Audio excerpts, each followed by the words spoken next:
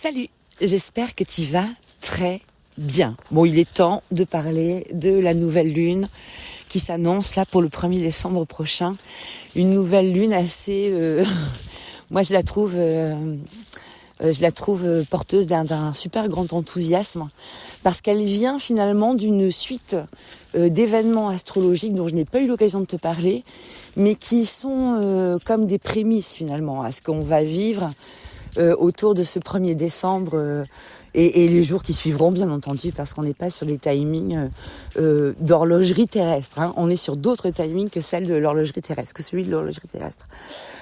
D'où venons-nous d'ailleurs? Alors quel est le contexte de cette nouvelle lune? Quelle est la situation? Alors la situation, c'est que déjà, on a quand même eu une pleine lune le 15 novembre, dont je ne t'ai pas parlé, mais d'une intensité un peu équipée quand même. Elle était équipée cette pleine lune avec cet Uranus là qui était vraiment très très agité, très excité. Donc ça a pu provoquer pas mal de fluctuations émotionnelles, une variabilité, voire une irritabilité pour les plus désagréables ressentis. Des volte-face, des cocottes minutes qui pouf comme ça lâchent. Bon voilà, c'était un peu ça l'ambiance de la pleine lune. Et fort heureusement, nous avions quelques heures auparavant Saturne qui était reparti en marche directe dans l'énergie du Poisson et qui a certainement joué un rôle positif en contenant peut-être quand même un petit peu la dynamique émotionnelle explosive qui était en train de se manifester là un petit peu partout. Donc ça, c'est premier grand point. Retour en marche directe de Saturne. Donc on repart là sur les questions de enseignement, du coup observé, compris lors de la rétrogradation de Saturne qui va concerner finalement nos structures. Donc, dans quel domaine de ta carte du ciel as-tu l'énergie Poisson? C'est cet endroit-là qui est en structuration en ce moment avec le passage de Saturne. Hein. C'est un passage plutôt lent. Donc 2 ans dans chaque signe. Donc qu'est-ce qui est en train de se restructurer ici? Et qu'avons-nous compris des failles, des vulnérabilités de nos structures ces derniers jours, ces dernières semaines? Et là, à partir du 15 novembre, depuis le 15 novembre et quelques heures avant la pleine lune, eh bien, un redémarrage en marche directe pour aller corriger peut-être les fragilités observées précédemment. Donc ça, c'est un peu la ligne de fond, petit à petit, qui se fait. C'est voilà, non. Moi, j'aime bien imaginer parce que je trouve que voilà, j'en ai déjà parlé précédemment, mais Saturne dans l'eau du Poisson, justement, pour moi, c'est un problème de robinetterie en fait. Ça, c'est une question de canalisation, donc. L'idée de base, quand on est en train de travailler sur de la plomberie, c'est la question de la fuite en fait. Et le retrait saturnien, cette marche rétrograde de Saturne, a pu nous permettre d'observer des formes de fuite.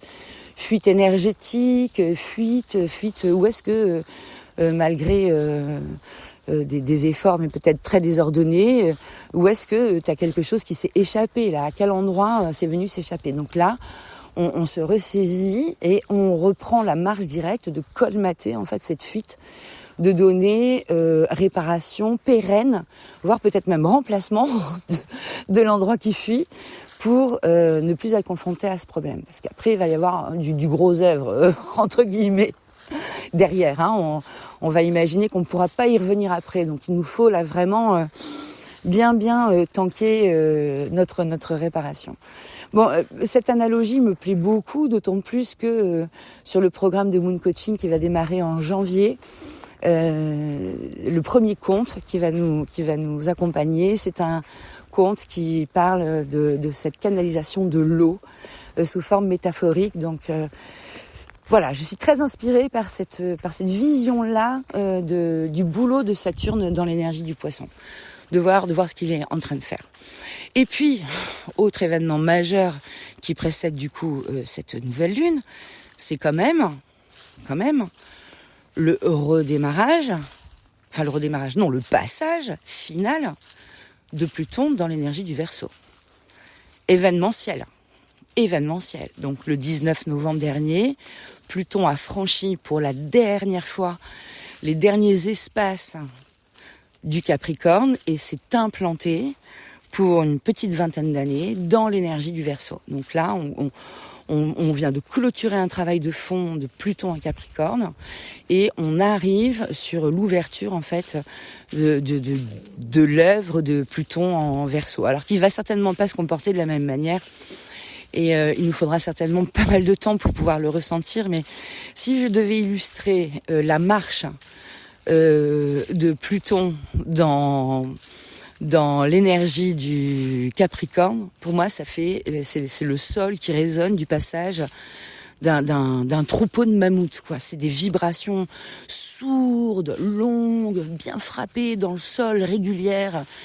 Et c'est ça, pour moi, le boulot de Pluton en Capricorne résonne comme ça, en fait. C'est implacable, en fait. Là où le troupeau passe, ça va être un poil compliqué de faire autrement que de rebâtir de zéro, quoi. Donc c'est un petit peu comme ça.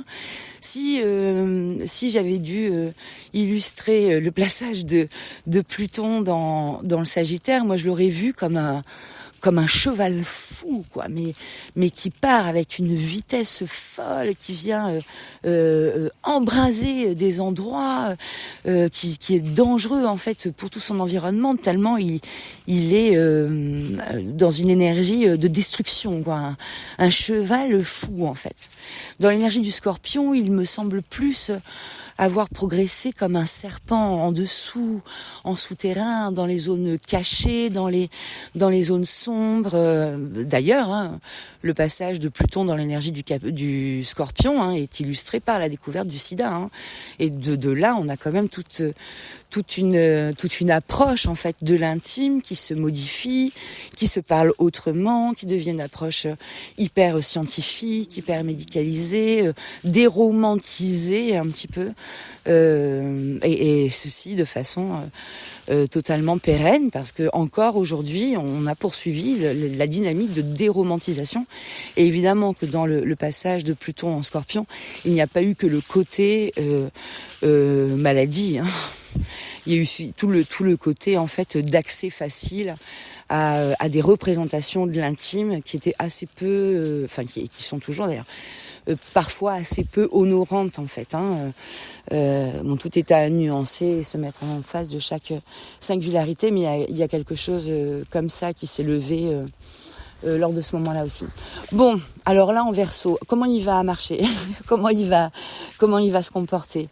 Moi j'ai tendance à l'imaginer, mais c'est précoce pour savoir si ce sera juste ou pas. Mais dans ma visualisation, moi j'ai tendance à le voir comme des successions en fait de courants d'air, plus ou moins forts, plus ou moins rapides, mais qui viennent vraiment mettre à l'épreuve ce qui peut exister ici. Donc il y a cette capacité de balayer. Je le sens plus rapide en fait dans son expression, plus rapide et plus léger, mais peut-être très très ciblé. Là où dans le Capricorne on avait l'impression que ça écrasait tout, quoi. Les mauvaises herbes comme le potager, en fait, tout y passait. Dans l'idée de Pluton dans le Verseau, je le vois plus sur des actions disséminées en fait, qui peuvent sembler comme ça être désordonnées, mais à l'image peut-être du mat dans le tarot. C'est le mat, tu sais, c'est ce dernier personnage, la carte sans nombre, l'arcane sans nombre. Et on dit du mat, qu'on appelle aussi le fou, qu'en fait il suit un chemin qui est incompréhensible vu de l'extérieur, mais lui par contre il sait exactement où il va. C'est-à-dire qu'il a l'air de partir au hasard, et en fait non, il est mu par une force et une puissance intérieure qui lui présente un chemin au contraire extrêmement précis. Mais un observateur extérieur ne serait pas capable de l'identifier et considérerait la route qu'il fait comme étant une forme d'errance. Eh bien, il me semble que Pluton, dans l'énergie du Verseau, pourrait ressembler à ce mat, c'est-à-dire de ne pas comprendre en fait la manière dont il agit. Dans le Capricorne, on comprenait assez bien quand même. Enfin, ça s'est vite vu finalement. De pas comprendre nécessairement comment Pluton agit dans l'énergie du Verseau, parce que ça tape un coup ici, un coup ici, un coup ici, un coup ici, et d'être comme ça un petit peu finalement toujours en mode de distraction, de regarder un truc qui est parti à droite, un truc qui est parti à gauche, un truc qui s'est envolé ici ou là. Et évidemment que dans un contexte que je pressens être un petit peu comme celui-ci, donc avec de multiples, comme sur une métaphore jolie, ça serait des feux d'artifice qui éclatent toutes les 5 minutes, mais sous des latitudes différentes et où on ne saurait plus où donner de la tête. Voilà, si je devais préciser les choses. Bon, évidemment, feu d'artifice, c'est les jolies choses, mais ça peut être aussi d'autres choses.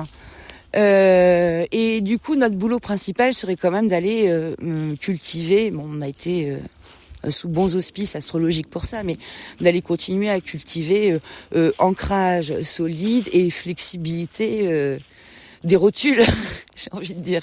Un peu de souplesse dans l'accueil des choses, tout en étant vraiment à la mode bambou, c'est-à-dire très profondément enraciné, et cette flexibilité qui fait que le coup de vent souffle et le ploie, mais ils ne seront pas. Il reste comme ça dans sa verticalité. Donc c'est un peu cette inspiration mode bambou qui serait peut-être intéressante d'adopter, mais on aura l'occasion certainement d'en reparler parce que ce n'est que le début. Et adaptation du coup, parce que ça c'est dans une énergie fixe, le Verseau c'est une énergie fixe. Et quand on veut se désengager en fait d'une situation compliquée, et à coup sûr on aura envie de se désengager des situations que Pluton générera dans le Verseau, eh bien l'adaptabilité nous sera très utile. Donc voilà, c'est à mon avis ces enjeux-là dans nos dynamiques individuelles qui vont être intéressants de regarder. Bon, et puis maintenant, par là-dessus, qu'est-ce qu'on fait ? On fait nouvelle lune. On fait nouvelle lune avec un Mercure qui se pose dans une dynamique réflexive à travers sa rétrogradation, et une réflexion qui va venir interroger nos croyances. Alors, nos croyances individuelles, bien entendu, et puis surtout regarder quelles ont été peut-être nos croyances limitantes, et à présent, est-ce qu'on peut pas faire un petit bilan de ces croyances-là ? Est-ce que elles sont toutes toujours très bonnes pour nous ? Est-ce qu'on n'aurait pas une alternative à proposer ? Ah, je crois que j'ai une livraison. Me revoilà. Ou est-ce qu'on n'aurait pas une alternative à proposer ou une nuance à poser sur nos précédentes croyances ? Est-ce que nos croyances finalement sont à notre service ? C'est un peu ça quand même l'idée de fond. Est-ce que ces croyances-là sont à notre service ? Est-ce qu'elles sont toujours à notre service ? Et on a quand même cette opportunité de faire une réflexion plutôt bien aboutie. Moi, je t'encourage à t'aider justement du bilan un peu plutonien, du transit de Pluton dans le Capricorne, qu'on va dresser pendant très longtemps. On en a pour des années à décanter tout ce qui s'est passé dans le Capricorne, mais peut-être qu'il y a un petit boost que tu peux proposer à ta lecture introspective, à ton bilan personnel, sous cette rétrogradation de Mercure, justement sur la dynamique des croyances. Qu'est-ce que tu pensais qui était possible ? Qu'est-ce qui se retrouve finalement sous tes yeux ? C'est ces questions-là qui sont très importantes. D'ailleurs, si je fais cet aparté-là, mais l'une des choses qui a vraiment changé dans ce transit de Pluton, on le disait l'une des fois précédentes, mais c'est vraiment le rapport au travail. Et dans la dynamique du rapport au travail, le rapport au temps, et dans la dynamique du rapport au temps et du rapport au travail, évidemment le rapport à l'argent.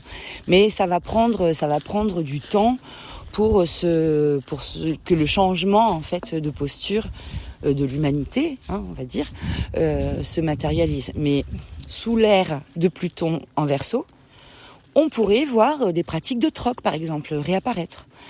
Des dynamiques finalement alternatives se mettre en place. Et ça, finalement, dans la manière dont on considère l'argent, la croyance que l'on porte aussi autour de l'argent, ça se questionne. Notamment si tu fais partie aussi de la génération de Neptune en Capricorne, qui a vu un petit peu ses rêves flancher à certains moments et se dégonfler. Ça fait partie du job plutonien sur ces énergies-là aussi. Donc, qu'en est-il en fait ? Quelle est aujourd'hui ton rapport à l'argent, comment te positionnes-tu par rapport à l'argent? Observes-tu ces dernières années des lâcher-prises? Et pourquoi je parle de ça, comment on peut observer qu'on a des lâcher-prises? Par exemple, il n'y a jamais eu autant de reconversion professionnelle que ces dernières années. Ça veut dire quoi? Ça veut dire qu'à un endroit ou à un autre, les personnes qui font ces choix-là réalisent comme un lâcher de leur sécurité tangible et matérielle pour s'aventurer dans quelque chose dont ils savent, pour la plupart en tout cas dès le début, que la dynamique financière elle va pas être la même que dans le confort de leur posture précédente. Il y a quelque chose d'abouti que ces gens-là ont reculé, ont fait, dont ces gens-là sont sortis. Et je m'estime comme en faisant en partie, bien évidemment. Hein. Mais qu'est-ce que ça implique en fait? Ou est-ce que y a une angoisse qui a pu se relâcher pour sauter le pas? Ou est-ce que y a une opportunité, une aide providentielle parfois qui s'est présentée et qui a permis de dynamiser les choses avec enthousiasme et créativité? Toutes ces questions-là sont hyper intéressantes à voir dans l'héritage de Pluton en Capricorne. Comme aussi la question de fond, qui est la question capricornienne du rapport au travail, qui est les déclenchements de burn-out. Quel enseignement tirons-nous de ces manifestations de burn-out ? Sur le plan santé publique. Voilà, je suis pas sûre que les enseignements soient au goût du système économique dans lequel nous sommes. Mais finalement, est-ce qu'il tient encore vraiment la route? C'est la question de fond aussi. Et c'est une question qui est sans jugement, mais qui est vraiment une observation à plat et circonstanciée. Et donc ici maintenant, nouvelle lune, nouvel élan quand même. Alors pourquoi je m'attache autant à cette nouvelle lune? Parce que sur le plan symbolique, en plus, elle a quand même un fond super intéressant sur les jeux des lumières.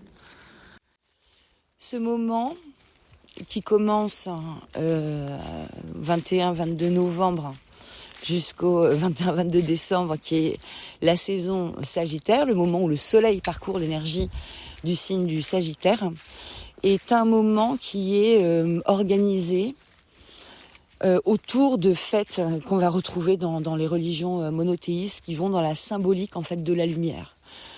Donc on a Hanouka, on a toute la dynamique de l'Avent dans la religion catholique. Dans l'islam, je ne sais pas où est la référence, mais je suis convaincue qu'il y a une référence à ces fêtes de la lumière. Et si tu peux me renseigner, je te remercie. Et dans cette idée de la fête de la lumière, en fait, on parle quand même dans les racines de ces religions-là, de venir mettre de l'éclairage intérieur, donc les bougies, au centre d'un hiver extérieur. Donc là, on arrive sur des dynamiques, mais d'une profondeur, avec cette descente vers les ténèbres qui s'organise dans le processus de l'Avent, tel qu'on l'appelle, Avant, A-V-E-N-T, qui est comme une invitation finalement à aller descendre vers une exploration des profondeurs, vers une exploration de la nuit, du solstice d'hiver, qui se présente du coup à la fin de la saison Sagittaire et à l'entrée de la saison Capricorne. Donc on a cette transition qui est en approche et qui est du coup accompagnée par toutes les fêtes des Lumières qui existent. Alors la symbolique en fait des cultes, je vais le formuler comme ça, autour des fêtes des Lumières, c'est d'une part la recherche de la lumière en soi. Donc on parle d'être éclairé en fait dans notre réflexion, de s'éclairer soi-même, donc de rechercher objectivité, intégrité, honnêteté, mais aussi dans toute l'énergie et la douceur bienveillante, telle que l'est la lumière d'une bougie, vraiment, dans cette idée-là. Et dans cette plongée intégrative, peut-être d'une année complète, de l'année qui s'est écoulée, récupérer des morceaux de conscience un petit peu. C'est une plongée dans les ténèbres pour extraire de l'or. C'est vraiment comme ça que je le vois. Et on rythme du coup symboliquement, semaine après semaine, cette entrée, cette plongée dans les ténèbres hivernales en allumant une bougie supplémentaire. Donc on a ces ces rituels-là de passage qui sont des rituels très importants. Alors pourquoi c'est des rituels très importants ? C'est pas d'un point de vue religieux à proprement parler que je trouve que ces rituels-là sont importants. C'est sur un plan de l'humanité, parce qu'on se retrouve à des moments, des fenêtres temporelles sensiblement plus ou moins les mêmes, en tout cas collées ou regroupées à un endroit ou à un autre, où des millions, des milliards de personnes sur Terre réalisent les mêmes rituels au même moment. Et c'est en ce sens que ça a quand même un pouvoir d'impulsion phénoménal quand on associe une énergie individuelle à une énergie collective où là on a des vraies transformations, en fait des manifestations de ce qu'on appelle du coup les égrégores. C'est des créations d'égrégores. Tout le monde au même moment est tourné vers la même intention, enfin tout le monde entre guillemets, mais tous les milliards de personnes qui sont en train de réaliser ces rituels-là sont tournés vers la même intention. D'où l'intérêt du regard pur aussi sur ce qu'on fait, d'avoir un regard bien éclairé sur ce qu'on fait et d'avoir aussi un regard bien éclairé sur les consentements que l'on donne. Est-ce que, voilà, enfin dans notre, je prends un exemple parmi d'autres, mais au cœur de l'Église catholique, parmi les manières de se comporter, qui sont des manières ritualisées. Pendant je ne sais pas combien de temps, pour rentrer dans une église, les femmes devaient se couvrir la tête et les hommes se découvrir. Et du coup, les femmes cachaient leur chakra couronne et les hommes ouvraient leur chakra couronne. Et qu'est-ce qu'on induisait ? Voilà, je laisse la question en suspension. Mais sachons à quoi nous nous conformons, en fait. Sachons à quoi nous donnons notre consentement, qu'on nous rallions des rituels, des habitudes, des manières de faire. Voilà, essayons d'explorer un petit peu quand ça ne nous semble pas forcément très logique. Voyons un peu comment ça se construit et comment ça s'entend sous un angle différent. Donc toutes ces questions symboliques de préparation au solstice d'hiver, évidemment c'est du pain béni pour nos évolutions personnelles. Surtout ici et maintenant, c'est-à-dire qu'on part d'une clôture de cycle, donc juste quelques instants avant la nouvelle lune, d'une clôture de cycle pour ouvrir un nouveau cycle, et un nouveau cycle qui se donne quand même l'occasion de partir sur des croyances claires, concrètes, et de nous donner l'opportunité de regagner un alignement ou de renforcer un alignement. Ça va dépendre à quel endroit on se trouve. Mais il y a cette possibilité-là. Alors comment tu peux faire pour te servir de cette nouvelle lune pour renforcer en fait ton alignement dans une observation saine de tes croyances, et surtout pour donner un pas vraiment nouveau à cet engagement dans quand même un nouveau très grand cycle qui s'ouvre, parce que il est question de ça. On n'est pas en train de parler de 1 ou 2 ans, on est sur des données beaucoup plus importantes que ça. Donc comment on fait ? Eh bien, plus que jamais, et là, l'écriture introspective va être hautement soutenante. Je vais te mettre sur le blog une série de petites questions que tu peux laisser résonner. Je vais partir à la fois sur des questions de soutien sur le transit de Pluton en Capricorne, et aussi sur cette rétrogradation de Mercure, si tu veux faire un petit point perso là-dessus. Et surtout peut-être de jouer ce jeu de la lumière que tu vas pouvoir mettre, de jouer ce jeu du suivi symbolique de ces bougies en fait jusqu'au solstice d'hiver, pour éclairer ton intérieur, ton intériorité, pour te donner douceur, bienveillance, te permettre d'exprimer de la gratitude. Et c'est à ces moments-là d'ailleurs qu'on fait le décompte des événements de l'année, qu'on repasse tout ça un petit peu en revue aussi, et qu'on extrait les zones de merci profond que nous avons à transmettre aussi bien à ceux qui nous entourent que à l'univers. Mais c'est un grand moment de gratitude, de gratitude respective, dans des idées d'échange et de partage. Que te dire d'autre sur cette nouvelle lune ? Écoute, je te la souhaite très belle. Je te la souhaite très belle, je te la souhaite vibrante. Elle sera sérieuse et enthousiasmante. Ça paraît curieux de le dire comme ça, mais Oui, sérieuse parce que nous avons cette forme de structure saturnienne qui est activée et qui vient nous faire comme un écho de mode d'emploi à suivre. Donc voilà, elle a son cadre, elle a son espace de réalisation qui peut peut-être parfois nous porter une frustration, et en même temps, elle a cette confiance, cette foi, ce soutien inébranlable de jeunesse aussi, d'engagement dynamisé et dynamisant. Donc, elle est, je trouve, très très intéressante à vivre et surtout, elle est éclairée. C'est une nouvelle lune. Normalement, la nouvelle lune, tu le sais comme moi, c'est dans un ciel noir que ça s'opère, mais elle intervient le jour des fêtes des Lumières, au moment où on va démarrer. Donc c'est une nouvelle lune qui est curieusement éclairée. Je t'embrasse bien fort.